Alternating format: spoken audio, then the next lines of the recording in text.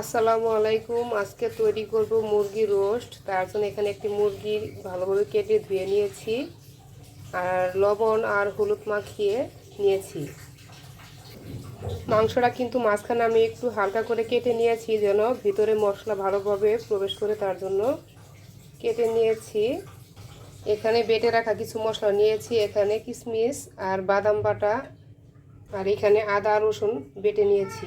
এখানে 1 কাপ পরিমাণ পেঁয়াজ কুচি করে নিয়ে, আর এখানে শুকনো কিছু মশলা নিয়েছি, লবণ, ধনিয়া গুঁড়া আর মরিচের গুঁড়া।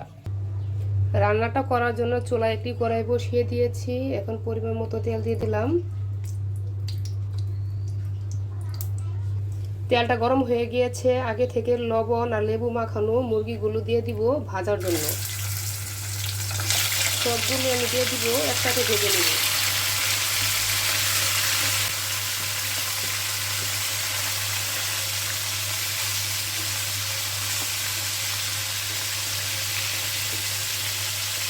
বেশি মশমশা করে ভাজবো না, হালকা করেই ভাজবো।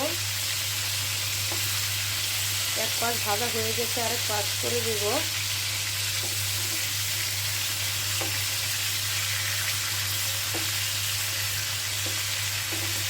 এই পাশে ভাজা হয়ে গেলে নামিয়ে নেব।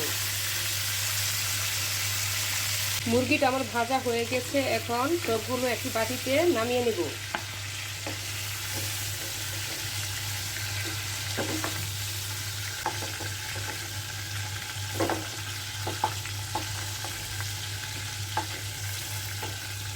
সবগুলো একটি বাটিতে নামিয়ে নিয়েছি। বাকি তেলে আগে থেকে কেটে রাখা পেঁয়াজ কুচিগুলো বেরেস্তা করব।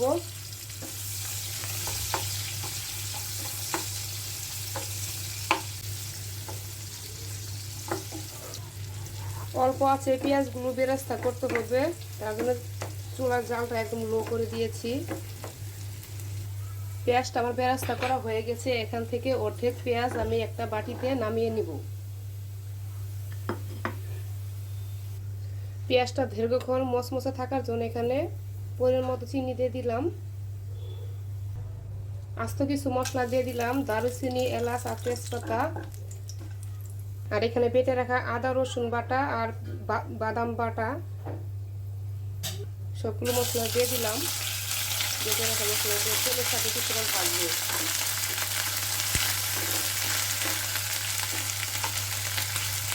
এখানে 1 চামচ পরিমাণ কিশমিশ বাটা দিয়ে দিলাম। এটাও কিছুক্ষণ ভাজবো মশলার সাথে।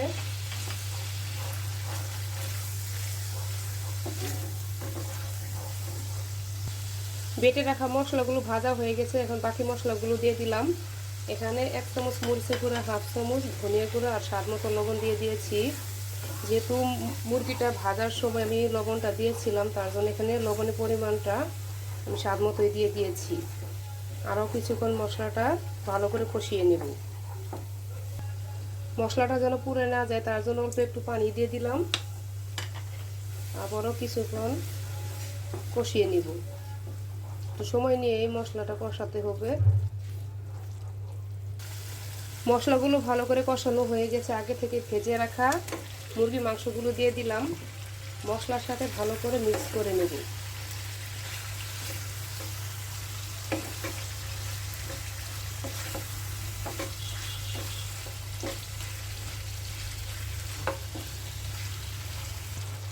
মশলার সাথে মাংসগুলো ভালো করে কষানো হয়ে গেছে। এখানে 1/2 কাপ পরিমাণ টক দই আমি ভালো করে ফেটিয়ে নিয়েছি, এটাও দিয়ে দিলাম। টক দইটা কিন্তু আমি বাসায় বানিয়েছিলাম।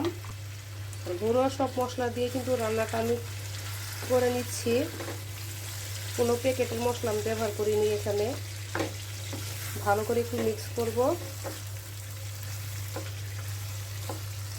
মাংসটা মশলার সাথে ভালো করে মিক্স করা হয়ে গেছে। এখন সেদ্ধ হওয়ার জন্য এখানে আমি 1 কাপ পরিমাণ জাল করা দুধ দিয়ে দিলাম, একটু মিক্স করে নিলাম। সেদ্ধ হওয়ার জন্য ঢাকনা দিয়ে ঢেকে রাখবো। মাংসটা সিদ্ধ হয়েছে কিনা দেখে নেব। এখানে আস্ত কয়েকটি কাঁচামরিচও দিয়ে দিলাম। ঝোলটা আরেকটু আমি শুকিয়ে নিব, তার জন্য আবারও ঢাকনা দিয়ে ঢেকে রাখলাম।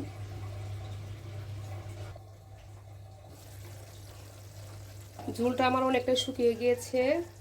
এখন কিছু গুঁড়া মশলা দিয়ে দিব। এখানে 1 চামচ পরিমাণ ভাজা গরম মশলার গুঁড়া আর কিছু কিশমিশ, আস্ত কিশমিশ দিয়ে দিলাম।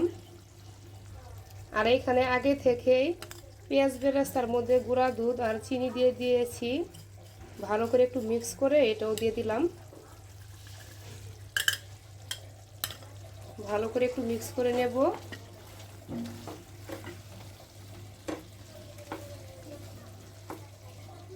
এক চামচ ঘিও দিয়ে দিলাম। 2 মিনিটের মতো ঢাকনাতে ঢেকে নামিয়ে নেব। রান্নাটা কিন্তু আমার হয়ে আসছে। এখন একটি বাটিতে নামিয়ে নিব। কালারটাও কিন্তু অনেক সুন্দর আসছে মাশাআল্লাহ। হয়ে গেল আমার খুবই মজার ঘরোয়া সব উপকরণে মুরগির রোস্ট। আমি যেভাবে সবসময় বাসায় তৈরি করি এটা আপনাদের সাথে শেয়ার করলাম। আপনারাও চাইলে এভাবে একদিন তৈরি করতে পারেন।